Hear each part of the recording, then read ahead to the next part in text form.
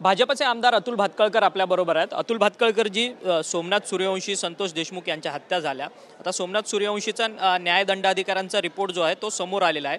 त्यामध्ये रिपोर्ट्समध्ये मारहाणीमध्ये मृत्यू झाला असं त्या रिपोर्ट्समध्ये नमूद करण्यात आलं।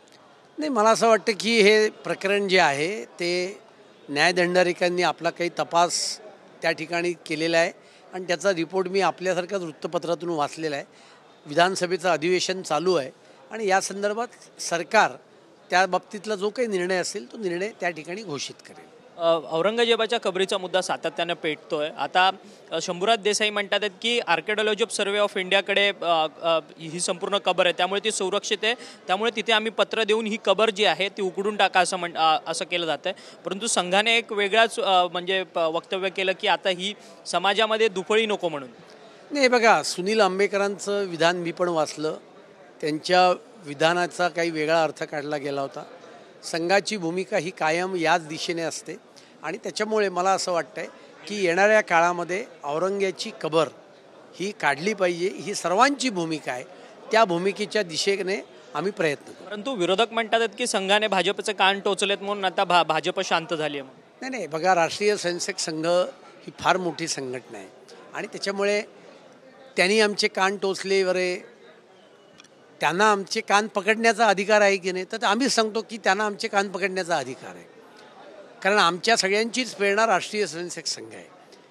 पण विरोधकांनी यात लक्ष घालण्याचं काही कारण नाही आहे आणि त्यांना विरोधकांना एवढंच प्रेम आलं असेल तर राष्ट्रीय स्वयंसेवक संघाचे सर्व जे विचार आहेत ते त्यांनी आधी फॉलो करायचं काम करावं।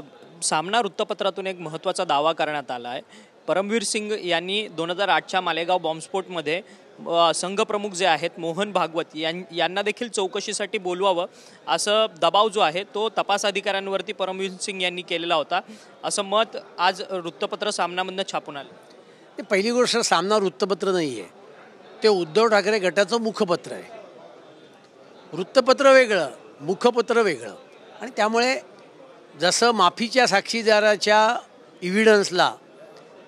इव्हिडन्स ॲक्टमध्ये फार कमी व्हॅल्यू असते, त्याप्रमाणे हे मुखपत्र आहे आणि त्यात मुखपत्राचे कार्यकारी कोण आहेत? संजय राऊत, जे कंपाऊंडरकडनं औषध घेत नाही आहेत, त्यामुळे त्यांच्या विधानांना काडीतकी किंमत नाही आहे। त्यांना म्हणावं की या सगळ्या प्रकरणाची चौकशी ही तत्कालीन काँग्रेस सरकारने केली होती, ज्या काँग्रेसच्या मांडीवर जाऊन ते आत्ता बसलेले आहेत, त्या काँग्रेसच्या सरकारनेच चौकशी केली होती। त्यामुळे आता खोटे फुसके बार सोडण्याचा प्रयत्न करू नकात आणि जर का तुम्हाला काही वाटत असेल तर न्यायालयात दाद मागा। वरच्या सभागृहात काल चित्रा वाघ विरुद्ध अनिल परब अशी संपूर्ण कलगीतुरा रंगलेला पाहायला मिळाला। याच्यामध्ये चित्रा वाघ यांनी एक विधान केलेलं होतं की अनिल परबांसारखे 56 लोक मी पायाला बांधून फिरते। तो व्हिडिओ सध्या सोशल मीडियावरती व्हायरल होतोय। सातत्याने प्रश्न उपस्थित केलात की अशा विधानं करणं योग्य नाही असं सातत्याने विरोधी बाकावरच्या नेत्यांचं सुद्धा। नाही, मुळामध्ये मी तो व्हिडिओ बघितलेला नाही आहे, कारण मी माझ्या सभागृहात बसलेलो होतो, त्यामुळे त्याच्यावर मला कुठलंच भाष्य करायची इच्छा नाही। धन्यवाद, तुम्ही आमच्याशी बातचीत केली। भाजप आमदार अतुल भातखळकर आपल्याबरोबर होते। अतुल भातखळकर म्हणतात सामन्यातला दावा जो आहे तो पुरेपूर खोटा आहे।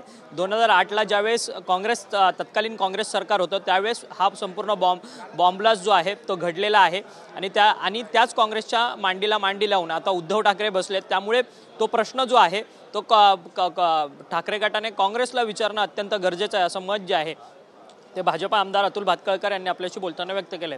व्हिडिओ जर्नलिस्ट संतोष कदमसह अक्षय मंगणी, TVN मराठी, मुंबई।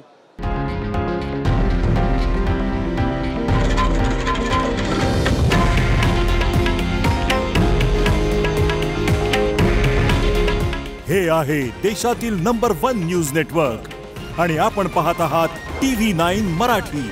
काळजी तुमची, हित महाराष्ट्राचं।